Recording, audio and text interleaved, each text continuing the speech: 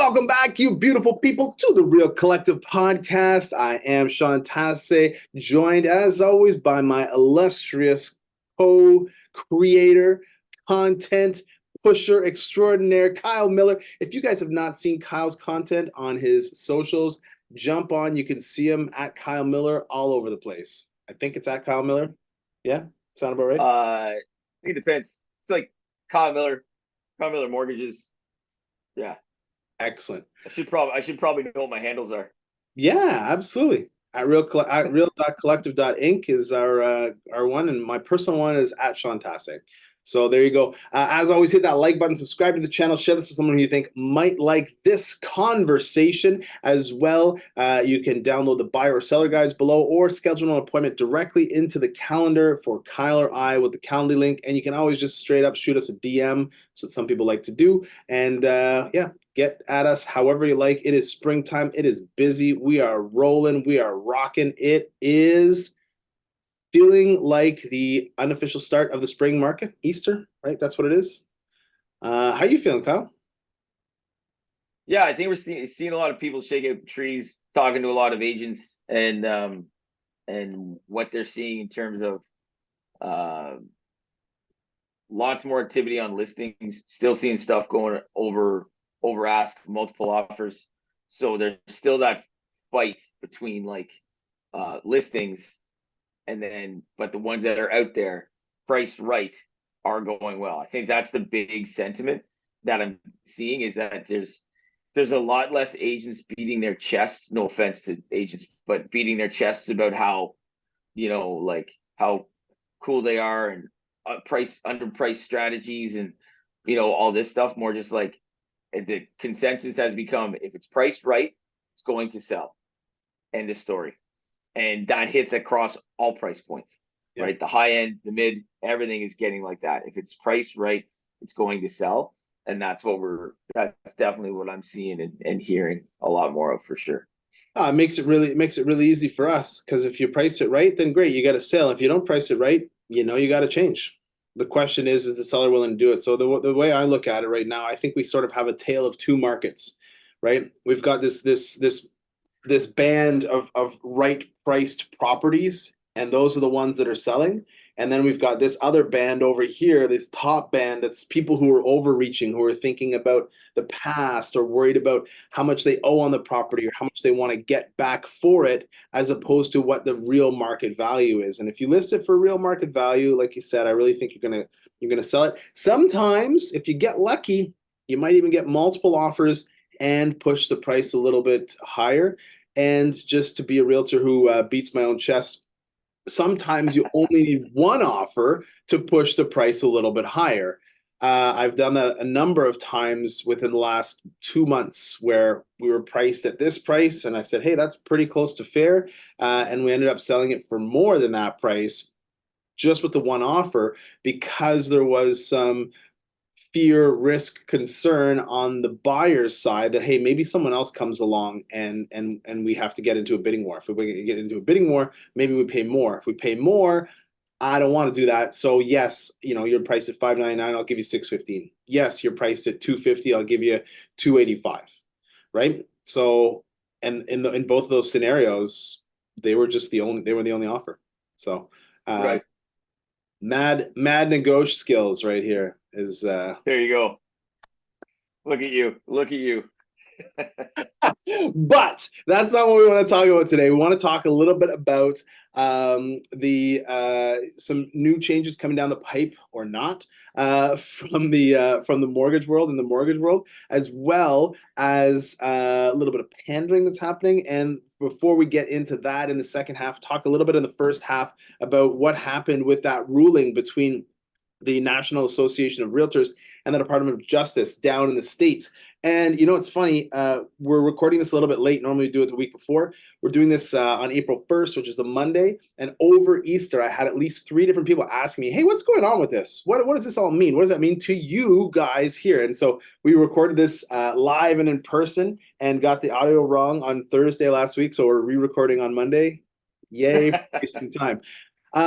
So one day we'll do a live and in person one that actually makes it to air. But some of the stuff we talked about last week on Thursday was that there is currently a similar lawsuit being filed against the Toronto Real Estate Board to what they had for the lawsuit in the States. The idea being that the real estate board promotes price fixing, specifically with regards to cooperation.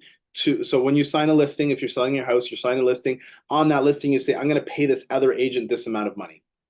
And in the past, people were always saying, oh, well, here's how much we pay the other agent. Whatever it is, 2.5%, 2%, 3%, whatever it is that we pay out to the other agent, we're paying that money. And that is the line that we're holding at the brokerage level or whatever it might be. In that regard, the consumer didn't have the right to say, no, I want to pay zero to my cooperator, to whoever the agent is who brings in the offer, right? Now you can with the new TRESA regulations. There are some brokerages that are still holding the line, in Toronto, in Ottawa, across Ontario. So it'll be interesting to see what happens with this. We can all say that, hey, if you're a seller and you don't offer a compensation to the buyer agent, there's a chance that that buyer agent might not want to show your property. There was an entire thing on CBC Marketplace about that, or Dateline, or whatever it was, like an expose about realtors who wouldn't show the property because they were co-oping at a lower rate. So that was the whole grapevine stuff, eh? Yeah, Back in a little while ago. Yeah, exactly. You remember that? Yeah. So I think it was Marketplace. So all of this is sort of coming to a head with people, especially in the States, saying now, okay, well, the legislation has been passed. The ruling has been made by the court, and all realtors in the States must, if they're representing a buyer, must have a signed buyer representation agreement. That's number one. Number two is, if you are selling a house and you live in the States, you cannot advertise the amount which you are cooperating. So if you're paying out, so you can't tell what you're paying out. That's right. Now, it also means you could pay zero. You could pay 1, you could pay 2, 3, 2.5, whatever it is, or you could pay nothing. Now, what does that mean to the buyer's agent? I think what they're trying to do is to get it so that, hey, you are the buyer agent. You sit down with your buyer client and have a conversation with them about what your fair compensation is. You are the listing agent. You sit down with your client and you have a conversation about what your fair compensation is. And that's it. Now, the hard part, and this is what we were talking about before, is the hard part is how are the banks going to put that together? Does the client have to come up with that money themselves, the buyer client? Do they have to come up with that money? Or can that money to pay the agent be rolled into their mortgage? And you're saying in Canada, probably not.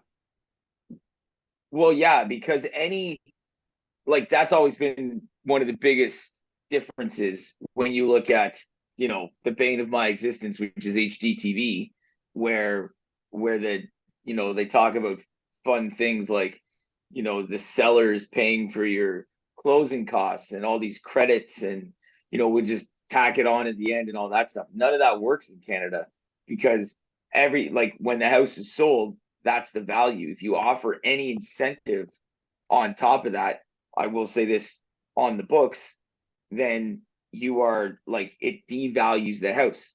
Yeah. Right. There was a condo tower in Ottawa. I think it was like Brad Lamb condo tower at some point. And it was like, if you buy the condo, you get like a $10,000 lease on a Mercedes or something like that. And it's like, well, your condo's not worth $5 anymore. Your condo's worth $490, because that $10,000 is built into that price. Now, and I know there's an argument there of like, okay, well, everybody was just paying 5% more for the house because realtor fees were built into there. It's like, well, I'd argue that not really. I mean, maybe at some point it started because all our sale prices are based on what everybody else sold. So if the first guy did it in theory, super simplified, then yes, everybody else's house after that was, I guess, done like that. But we can't have those incentives. So now it's like, okay, client needs 5% down.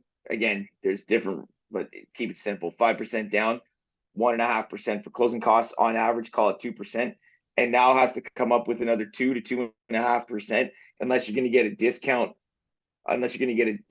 buyer's agent, like, which starts a whole new section of marketing and value prop and all kinds of stuff. Like, it is gonna be interesting to see how the banks will do that. Yeah, I don't know. That's gonna be weird. I'm sorry to say, but the problem, one of the problems in our industry is that a lot of the times what you get is you do get a discount buyer agent when you're shopping. Not all of them, but there are some agents which are just, level of service is terrible, experience is not good enough to be able to serve their client, doesn't understand how to negotiate, et cetera, et cetera. No continuing education, just got their license during COVID, and all of their negotiation tactics are, well, you know what? There's 16 offers on the house, pay $200,000 more and you might get it. That is the agent that you're hiring. I would argue that that is not an agent who understands how to negotiate, how to bring a deal together, et cetera, et cetera. And now the way that our system is set up, which I think is wrong, and I think that that's what TRESA is trying to address, the way our system is set up, that person will get paid whatever house that the client ends up choosing. That person will get paid based on what that seller and what that agent who are selling that house agreed upon before these people ever showed up. Doesn't really make sense, right? Yeah. The mechanics. Keep going. Yeah, the mechanics of it are there, that it's like, yeah, it doesn't really make sense. You walk in, if you're a real estate agent, you walk in to meet with a seller, you sit down with a seller and you say, hey, I'm going to sell your house. I'm going to do this, this, this, this, and this for you. I'm going to charge you this percent. Oh, and by the way, I'm going to give half of it to this guy. Or I'm going to give whatever, 2 points to this guy or 3 points to this guy. Who? I don't know. Are they going to be good? Are they going to be the people who walk in, do the deal, can't close because the agent didn't do a good enough job qualifying their buyer client? Maybe. I hope not. I'll ask questions to stop it. Versus, hey, Mr. Seller, Mrs. Seller, I'm going to sell your house. Here's the services that I'm going to provide you. Do you want this level of service, this level of service, or this level of service? Great. You want the middle one? Here's what's included. Here's what it costs. Bippity boppity boo. And the buyer agent can figure themselves out. I think it's way better, right? Because if you do have discount agents, here's what a lot of people have been doing for their, these discount brokers. They say, hey, I'll charge you 0.5% to sell your house. And you know who they advertise to? They advertise to people who are selling a house and buying another one. And then what do? They get paid on the purchase of the next one, but they did nothing to help that client, right? They're not providing a high level of service to anybody. Buying a lead. That's right. They're buying the lead. And then you know what happens when they advertise that house for sale? They get other potential buyers and they go and sell those buyers other houses. So it's kind of like gamifying the system and leeching off other people. So I think each agent should, in advance of being hired by their client, explain what their value proposition is, explain what it is that they do for their client, whether they're buying or selling, and agree to the terms under which they're going to be hired. Same as lawyers do. I think it's great. And I think there has to be some, saw somebody on social the other day saying, talking about this same thing. He's just creator talking his opinion, right? So talking head, whatever. And he was saying, he's like, I don't know how we haven't done away with realtors altogether. Like, we don't need them to do this. And he oversimplified it, right? When he was like, I want to buy, you want to sell, we talk to each other, agree. How is there an app that not just walks us through the paperwork, rah, rah, rah. And on some level, I do agree. I agree with that to a certain degree. But what we're asking people to do at that point is be 100% honest all the time, right? And expecting everyone to know everything about what possibly might potentially go wrong in every situation, right? Like, there's no, I can, from a mortgage standpoint, I can see it right now, right? Johnny's selling to Sally, and Sally says, hey, my broker told me that I could use rent from, a single unit in the basement to help my mortgage application. And John goes, look, I have one of those. Great. Let's do a deal. And she goes, great. And she signs it. And then it comes to me and I say, Sally, you can't use that rent. You can't use that rental income. But you told me I could. Yeah, but John didn't tell you that. He slapped that together over a weekend. It's completely unpermitted, and not legit. So it doesn't work anymore. Yeah. Right. And Yeah. it's there's so many little things within what we do that it doesn't allow for people to have that handshake, full honest approach all the time. Unfortunately, like, Dude, that sucks, but people, it's the truth. people get ripped off on Facebook Marketplace for $50. What do you think they're going to do about Oh, a $500,000 house? Come on, like, yeah, that's a great analogy. right, If I will screw you for the free tricycle on right, Facebook, yeah. you think I'm not going to play a little bit of a game to get myself $5, $10, $100,000 more? Like, I wish we were all honest. Let's be serious. Yeah. Here's the thing, right? Real estate is one of like the longest standing professions. It originally started back in like the feudal times where the king would hand out land to the people, and then the people were like, okay, well, I want to trade this over. Real estate started back since then, and there's so many laws in place. The same argument could be made saying, hey, look, you can represent yourself in court, and you absolutely can, right? But if there's anything funky about it, it's It's on you. it's such a risk. So we'll yeah, man, I'm interested to see what's going to come down the pipe with this the ruling that happened in the States and what effect that will have on this sort of where we're at in Ontario. So hopefully, I mean, I would love nothing more than what's happening in the States to come into play here. I think it'd be wonderful for our profession overall. We're set up. We're already set up now because of TRESA to be able to deal in that fashion. So as long as the banks can get their heads wrapped around how to make it work, then we're nice. So all right, let's take a quick break. We'll come back. We'll talk about money stuff. As always, hit that like button, subscribe, and share. Oh, interesting money stuff. Don't just go away because we're saying money stuff. Always interesting. We'll hear a quick word from our sponsors. We'll catch you on the flip side. This episode of the Real Collective Podcast is brought to you by Real Collective Marketing, the marketing agency that specializes in the unique needs and budgets of small to medium-sized businesses. We provide turnkey marketing solutions that get results. We become an extension of your team and act as your virtual marketing department, designing and implementing cost-effective strategies that will help grow your business. You can find out more today at www.realcollectivemarketing.ca. Now, here's your hosts, Sean and Kyle. Welcome back, you beautiful people, to the Real Collective Podcast. I am Sean Tasse, joined by Kyle Miller. Hit the like button, subscribe, share this with someone who you think might like this kind of conversation. We're going to talk a little bit about money stuff now. You can download the buyer or seller links below and book an appointment with Kyle or I in the Calendly links also below. Kyle, money stuff, changing. What's the deal?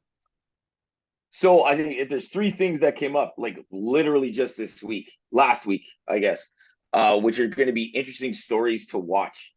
So one was a funny thing about taxes. CRA, I'm overgeneralizing here. So there's more to this, and this is a thing that will affect some, not all, in different aspects. But at the end of the day, you can look this up because I'm not going to get into details. I'm not an accountant, I'm not a lawyer. Something called a bear trust. And what happens with a bear trust is typically you're talking about, for example, a grandparent who is the trustee to, their grandchild's trust that was left behind because a parent passed away. The grandparent has no financial involvement. They're just they're there to make sure everything gets dealt out properly, right? Yeah. They would have to disclose that to CRA, mostly because they admit to it, they know, and then they're not going to get taxed on it. is kind of my real basic understanding. Why do we care about this? Because they're positioning people who co-sign houses in the same place as that. So if you're a parent who's co-signed with your child to get them into a house, child sounds so like, oh, I got my 8-year-old a house. No, but like, your offspring, right? Your adult offspring. Adult child. Yeah, there you go. Adult child, yeah. No offense, people in the basement, but your adult child, those they Fence. they yeah, they are supposed to be declaring that they are owners on a property because that's what a cosigner is. And Right. CRA came out guns blazing because they're on a big tax reel back. Like they're coming after a lot of people this year to get more money in the coffers. And they were coming out saying, hey, if you have to do this and tell us that you are part of this bear trust situation. And if you don't, we can charge you $25 a day up to a $2,500 penalty. So don't you screw that out of us. Like they were being all mad about it. And then lawyers were trying to scramble to figure out, how that comes about. Accountants were trying to figure out how they get everybody sorted out, what questions to ask. If they had asked people, because you're doing this at the end of March. Yeah. Literally a week later or 2 weeks later, most people have to have their taxes filed. Yeah. Some have already filed because they're eager beavers. Like, and everybody's like, what the hell? So that was a big thing. And then just to come to the end of the week and they're like, hey, we might have jumped the gun. So we'll wait on that.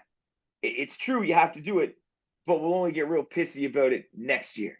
So now you can't say you didn't know. Right. Like, well, thanks for that heart attack, guys. That was fun and worth all the money you probably spent trying to figure that shit out. Yeah. So that was a thing. But now if you've co-signed on someone else's property, you need to declare it as a bare trust. If you're a realtor and you're someone who says, hey, you know what, as a backup plan, can someone co-sign with you, or was that where we are in your transaction process? Make sure you're also sliding in the sentence. Make sure that person talks to an accountant, talks to a lawyer. They always should, but most people never would. But talk to them so you know exactly what you're getting into. So if you're providing advice that way, just throw that out there. Why is it called a bear trust? No idea. Not an accountant, not a lawyer. I have no clue. Not even going to pretend to know. I wonder if it's an acronym for something. Yeah, someone put what's that called? Comment? Put a comment. If you know what the answer is, put a comment down below. Yeah, please. No clue. Yeah, please. Yeah, and it was the meaning. They put a meaning in one of the articles, but I didn't care enough. All I can think of is like polar, grizzly, brown, black. What do we got? Yeah, and then bear being like BARE, like naked. I don't know. Like, okay. Is it naked or is it like roar? No, I'm pretty sure it's BARE. Oh, okay. All right. Which you could end up with someone doing the same thing. I don't know. Like you're taking this way offside here. We're going way out. Yeah. But anyway. All right. So that's number one. That's number one. Second thing was Prime Minister came out, and we must be getting close to an election because he's definitely seems like he's pandering and trying to buy votes. He came out. There's going to be a lot more development on this, but probably also not a lot of development on this. Talking about how they want to put together a renters' bill of rights and the short answer, there's probably more. There is more to this, but their headline was, we want to make sure that renters get credit for all the rent they've paid to help build their credit bureau. And on the clickbait article, the headline, it's a great idea. Like, cool, right? People have argued for years, like, oh, I can afford $2,000 a month rent, but I can't pay a $1,500 a month mortgage. Thanks very much. Now, I get that thought. However, execution on this stuff is key. And if there's one thing that our government has never been able to do, or not never, but rarely been able to do when it comes to real estate and the mortgage industry and home buying process, is execute. They failed miserably at their equity stake program, or whatever we called it. The first time home buyer program in essence is is two things. One, it happens with CRA, and the other happens with the municipality in terms of your property tax or your land transfer tax discount. So like that's easy. It's been done for years. So whatever. And this, again, they're taking something that's already happening and promoting it like it's theirs. Specifically newcomers to Canada, we use rent history as a way to prove credit worthiness. Right. I've used it for, I don't want to say Canadians, but resident Canadians. I've used it for first gen Canadians, second gen Canadians.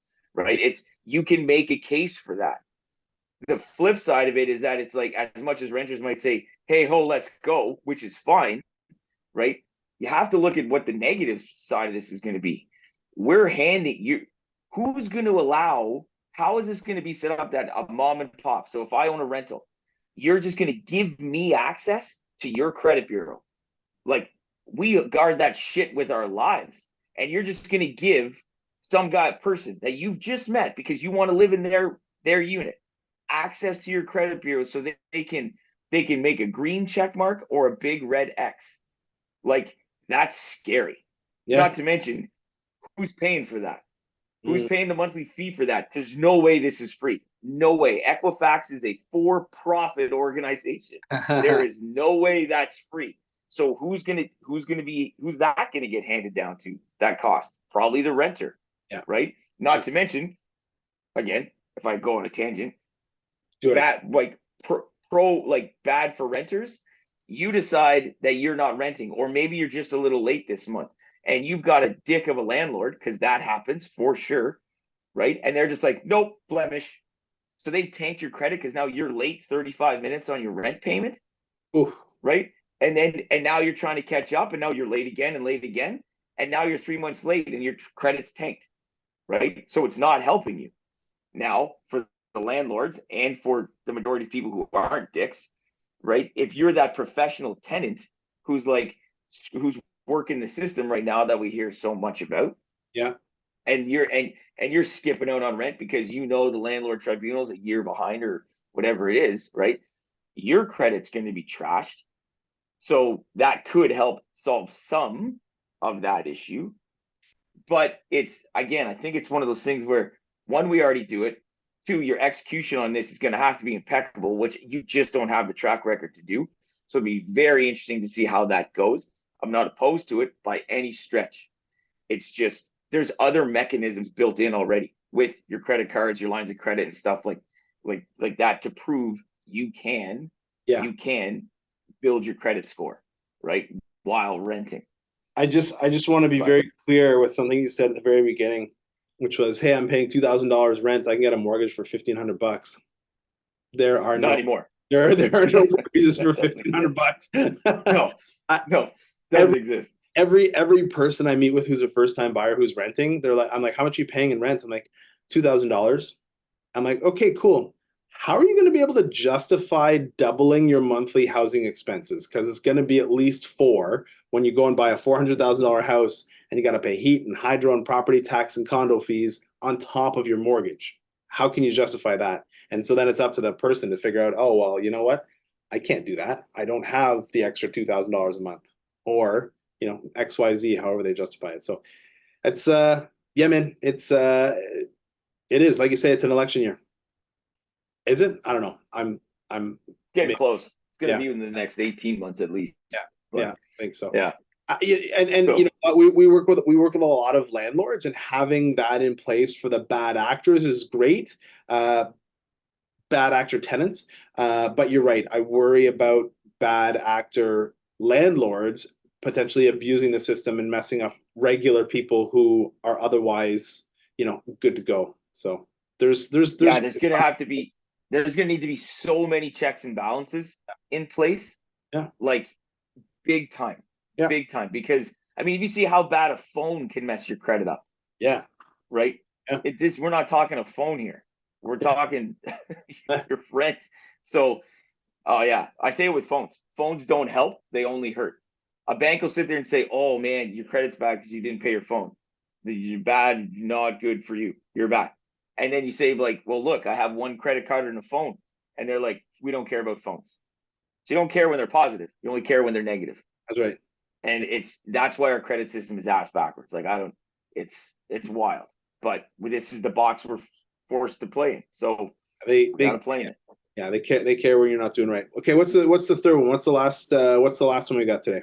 Oh, third one's probably really quick, and it's probably this is going to be the one developing the most. I was reading an article on it this morning too.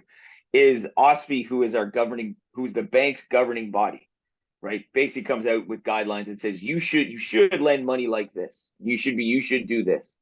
They're now looking at putting a limit on what they're referring to as loan to income, basically saying that individuals can't have loans outstanding, so mortgages outstanding, more than 4.5 times their income, which is an absolutely wild number considering today's day and age. And in the real short term that this has been out as a guideline, and we don't know exactly when it's supposed to hit, we don't know exactly how lenders are going to react to it. It's not like if it's over 4.5, there's no way you can get this done. It sounds like it's going to be, if you're over 4.5, you're going to now be in a special box. It's kind of like, they'll let people that have massive liquidity, massive net worth do things that I can't do because I don't have massive liquidity. So there's already things in place like that. It just seems like they're gonna make that box even tighter. That sounds, I say sounds because this is developing. Yeah. That's gonna hit your people who are buying their first investment property. Yeah. People who are buying cottages, right? Have those extra homes. Very few people can afford to have both of those at the same time at 4.5 times or less their income, right? There's rental income, there's different offsets, there's just different rules that you get deals done like that. So that's going to be a big thing to see how that develops, because that could hit a whole different section of the market. But we're going to watch that and see how that develops. Well, we bought a cottage during COVID, and I think if we ran through, and I also incorporated. So we bought a cottage. So we bought our house. We bought a cottage. Then I incorporated. So now, if I look at how much money I make versus what my mortgage amounts are for the cottage and for my rental, no way. It's way more than 4.5 times. So yeah, I would be. And for the people out there who are like, yeah, but you make all this money in your business, you don't necessarily get to use all that for your income. That's right. There's very specific rules set out. It's possible. There's just very specific rules set out. So if you're playing the game, you got to play the game, meaning get an account and understand how the rules are to make it work. You can't just roll in there and be like, well, I make all this money over here, but I only tell the government to make this much over here and get all the same things. It doesn't happen. Well, yeah, the idea of incorporating is the money that I do make stays in the corporation, so I don't get paid it because I don't personally receive it. The money stays in the corporation. I can't use that money to say, here's how much money I make, so that for exactly that reason, so I don't have to pay as much tax on it. That's the whole idea, right? So pick your poison. That's it. Yeah, exactly. It's like, well, you know what? Now I got my house, I got my cottage. I guess I'm not buying anything else unless it's in the corporation name. So that's the solution down the road, right? Oh no, I got more solutions for you, but just so you know, there's way more solutions than that. So to get the solutions, reach out to Kyle in the calendar link below. You get the solutions, buying, selling, reach out to me in the calendar link below. We can have that conversation offline and tailor it to your specific needs. As always, hit that like button, subscribe, and share with someone who you think might find this type of info valuable. You can download the buyer or seller guides below. And I hope you had a great day. Until next time, keep it real. Collective.